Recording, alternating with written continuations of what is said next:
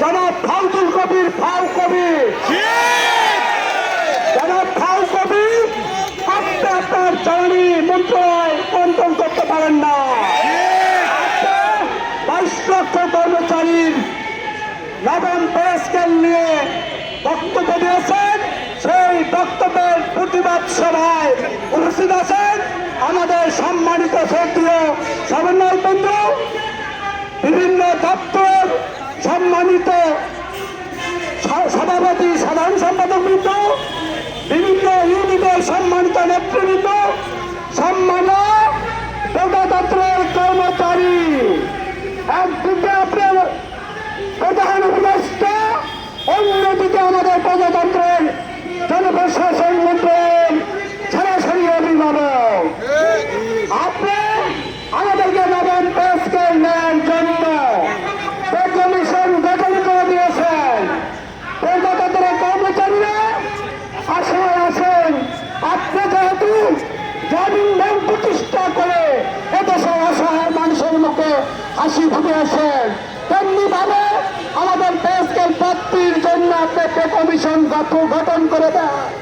আমরা প্রত্যাশিত ছিলাম। আমরা দেখলাম পে কমিশন রিপোর্ট দেওয়ার পর আমাদের অর্থ উপদেষ্টা প্রতি মুহূর্তে বলতেন যে পে কমিশন রিপোর্ট দিলি পে স্কেলের গেজেট প্রকাশ হবে। আপনারা শুনেছেন, আপনারা বিভিন্ন প্রিন্ট মিডিয়া, ইলেকট্রনিক মিডিয়ায় দেখেছেন, শুনেছেন, অর্থ উপদেষ্টা বারবার বলেছেন পে কমিশনের সুপারিশের কথা। অথচ পে কমিশন যেদিন সুপারিশ দিলেন মাননীয় অর্থ উপদেষ্টার কাছে, আমাদের অর্থ উপদেষ্টার বক্তব্য চেঞ্জ হয়ে গেল। উনি ইতিপূর্বে যে নাটক করে বলেছেন এ সরকার দেবে না, সে পরবর্তী সরকার দেবে, একই নাটক উনি আবার মঞ্চায়ন করলেন। মঞ্চে উনি ওনার রোল প্লে করলেন যে পে কমিশনের রিপোর্ট দেওয়ার পরে অর্থ মন্ত্রণালয় একটি কমিটি করে দেওয়া হবে। আমি ধিক্কার জানাই মাননীয় অর্থ উপদেষ্টা মহোদয়, আপনি বাংলাদেশ ব্যাংকের গভর্নর ছিলেন, আপনার বক্তব্য এসেছে আপনি বাংলাদেশ ব্যাংকের গভর্নর হিসেবে ফেল করেননি, আপনি দায়িত্বশীল ছিলেন, দায়িত্ববান ছিলেন, দায়িত্ববান ভূমিকা পালন করেছেন, আপনি সুনাম কুড়িয়েছেন, আপনার নিজের এই বক্তব্য।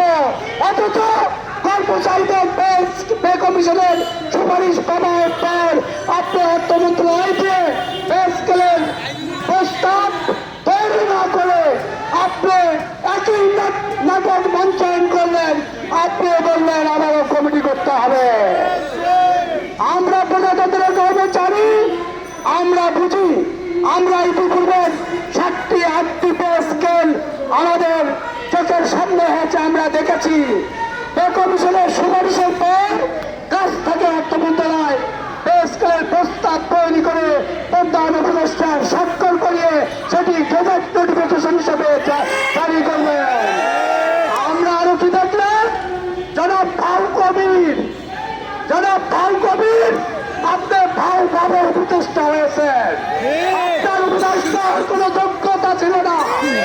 আপনি ইতিপূর্বে আপনি বিগত সরকারের আপনি সচিব ছিলেন, সেই সচিব ছিলেন যে দরকার, যে প্রয়োজনীয়তা আপনার প্রয়োজনীয়তা মিটে গিয়েছে।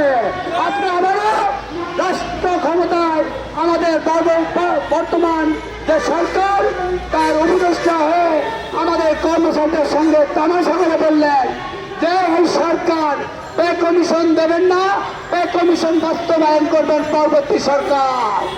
আরেকটি বাজে কথা বলেছেন আমাদের কর্মচারীদেরকে নিয়ে। উনি বলেছেন পরবর্তী সরকার চাইলে পে কমিশনের সুপারিশ পে কমিশন বাতিল করে দিতে পারবেন। আমার লজ্জায় আমার ঘৃণা হয়, আমি তীব্র ঘৃণা প্রতিবাদ জানাচ্ছি জনাব ফাউ কবিরের বিরুদ্ধে। জনাব ফাউ কবির, আপনি অতি দ্রুততার সঙ্গে পদত্যাগ করবেন। আর যদি আপনি পদত্যাগ স্বেচ্ছায় না করেন, আমরা মাননীয় প্রধান উপদেষ্টা মহোদয়কে বলবো আগামী রবিবারই যারা ভাও কবিরকে তথা জ্বালানি উপদেষ্টাকে অবদার্থ উপদেষ্টাকে আমাদের বর্তমান উপদেষ্টা পরিষদ থেকে বাদ তুলে দেবেন। সম্মানিত নেতৃবৃন্দ, আমি আমাদের সরকার প্রধান ডক্টর ইউনূস মহোদয় তথা অর্থ উপদেষ্টা মহোদয়কে সবিনয়ে বলতে চাই, অর্থ উপদেষ্টা মহোদয়, আপনি বিভিন্ন সময় আপনার বক্তব্য বলেছেন যে আমি গভর্নর, বাংলাদেশ ব্যাংকের গভর্নর হিসেবে সফল ছিলাম। আপনাকে আমরা প্রজাতন্ত্রের পে স্কেলের বিষয়ে সফল দেখতে চাই। আপনি কোনোভাবেই আপনার সফলতা থেকে আপনি পিছিয়ে আসবেন না। আপনি যে সাবেক গভর্নর, সফল গভর্নর, আমরা প্রত্যাশা রাখবো আপনি অর্থ উপদেষ্টা হিসেবে সফল গভর্নর হিসেবে প্রজাতন্ত্রের কর্মীদের মাঝে সারা জীবন যে ম্লান হয়ে থাকবেন। আমরা আমাদের প্রধান উপদেষ্টা মহোদয়কে বলতে চাই, আমরা মাননীয় প্রধান উপদেষ্টা একেবারে আমরা আপনার সরাসরি পরিবারের সদস্য, আপনি আমাদের পরিবারের প্রধান, কারণ আপনি জনপ্রশাসন মন্ত্রণালয়ের দায়িত্বে নিয়োজিত উপদেষ্টা, আর আমরা জনপ্রশাসন মন্ত্রণালয়ের আন্ডারে নিয়োজিত কর্মরত কর্মচারী। আপনি একেবারে জনপ্রশাসন মন্ত্রণালয়ের অভিভাবক, একেবারে রাষ্ট্রের তথা উপদেষ্টা মন্ত্রণালয়ের প্রধান উপদেষ্টা হিসেবে আমাদের কর্মচারীদের দুঃখ দুর্দশা বিষয় বিবেচনা করে পে কমিশন গঠন করে দিয়েছেন। এই কমিশন সুপারিশ করেছে, যদিও আমাদের 11-20 গ্রেডের কর্মচারীদের বেতন বৈষম্য বৃদ্ধি পেয়েছে, 20 থেকে 11 গ্রেডের কর্মচারীদের 300 থেকে সর্বোচ্চ 700 টাকার ব্যবধান। এদিকে উপরের দিকের কর্মচারীদের বেতন বৃদ্ধির ব্যবধান রয়েছে 28,000 টাকা। আমি মাননীয় প্রধান উপদেষ্টাকে সামনে বলবো, আমাদের 11 থেকে 20 গ্রেডের কর্মচারীদের যে বৈষম্য বিদ্যমান, এই কমিশনের সুপারিশে সেই 11 থেকে 20 গ্রেডের কর্মচারীদের বিষয় পুনর্বিবেচনা করে অতি দ্রুততার সঙ্গে আমাদের দাবি আদায় ঐক্য পরিষদের সময় বেঁধে দেওয়া হয়েছে 31 জানুয়ারির মধ্যে পে স্কেল গেজেট জারি করতে হবে। আপনি কোন কর্মচারীর 14-15,000, 16,000 টাকা দিয়ে পরিবারের ভরণ পোষণের ব্যয়ভার, চিকিৎসা ব্যয়, ছেলেমেয়ের পড়াশোনার ব্যয় সহ আমাদের সংসার কোনোভাবেই চলে না। আমাদের সংসার চালাতে না পারে, বেতনের টাকা দিয়ে আমাদের সংসার চালাতে না পেরে আমাদের কয়েক বছর আগে বিটিআর গ্রামের পুলিশের 2 সদস্য প্রাথমিক বিদ্যালয়ের সহকারী শিক্ষক আত্মহননের পথ বেছে নিয়েছেন। আমরা আমাদের এই প্রেস ক্লাবে আমাদের প্রতীকী অনুষ্ঠান কর্মসূচিতে আমরা বলেছিলাম, আমাদের আত্মহনন যদি আমাদের অন্যায় গুনার কাজ, পাপের কাজ না হতো, আমরা আত্মহননের পথ বেছে নিতাম। আমরা আমাদের 6 সদস্য পরিবারের প্রধান হিসেবে, কর্মক্ষম ব্যক্তি হিসেবে কোনোভাবে আমাদের পরিবারের ব্যয়ভার মেটাতে পারতেছি না। সম্মানিত উপদেষ্টা ডক্টর ইউনূস মহোদয়, আপনি শান্তিতে নোবেল বিজয়ী। আপনার নিয়ে প্রজাতন্ত্রের কর্মচারীরা যে প্রত্যাশা আছে, আমাদের শেষ ভরসা আমাদের মাননীয় প্রধান উপদেষ্টা আমাদের 31 জানুয়ারির মধ্যে নবম পে স্কেলের গেজেট জারি করে আপনি পুনরায় প্রমাণ করে দিবেন আপনার শান্তিতে নোবেল বিজয়ী, সত্যিকারের নোবেল বিজয়ী মানুষ। আপনি গোটা বিশ্বে যেমন আপনার সারা আছে, আপনাদের বাংলাদেশের আমাদের কর্মচারীর মাঝে আপনার প্রতি আমাদের শ্রদ্ধা সর্বদা থাকবে। সম্মানিত নেতৃবৃন্দ, আমরা যদি 31 জানুয়ারি 2026-এর মধ্যে পে স্কেলের গেজেট না পাই, আমরা ধরেই নিয়েছি আমাদের ভাও কবির সহ যে সকল ঢাকা বিশ্ববিদ্যালয়ের মুজিবুর রহমান, দেবপ্রিয় ভট্টাচার্য, আমাদের ইফতেখার টিআইবির ইফতেখার আলম এবং যে সকল জ্ঞান পাপী ব্যক্তিরা এই গরিব অসহায় কর্মচারীদের বেতন ভাতা নিয়ে পরিবারের ভরণ পোষণের ব্যয় নিয়ে ছিনিমিনি খেলছেন, তাদেরকে সাবধান করে দিতে চাই।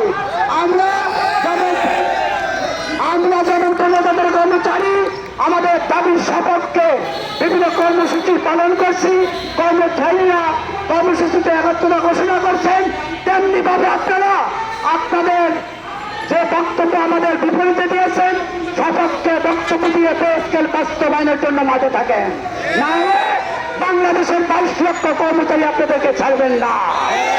আমি আপনাদেরকে হুঁশিয়ার করে দিতে চাই, আপনারা পালানোর পথ পাবেন না। বর্তমান উপদেষ্টা পরিষদ সহ যারা আমাদের বিরোধিতা করছেন তাদের পালানোর কোনো সুযোগ হবে না, কারণ আপনারা যেদিকে যাবেন আমাদের কর্মচারীরা আপনাদের সর্বশেষ ট্রানজিটের যে পথ বিমানবন্দর সহ বিভিন্ন স্থল বন্দর ওখানে অতন্ত্র প্রহরীর মতো আমাদের কর্মচারী ভাইয়েরা বসে আছে, আপনাদেরকে পালাতে দেবেন না।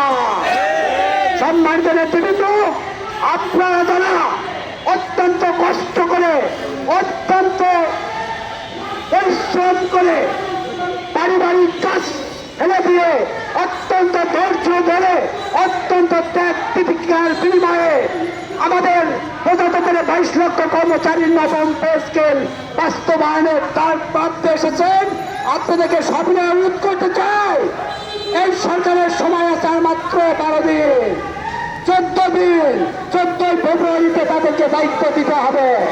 আমি আপনাদেরকে সবিনয় বলতে চাই, আপনাদের দাবি পূরণের 10 প্রান্তের 90% দাবি আপনাদের পূরণের মধ্যে চলে এসেছে।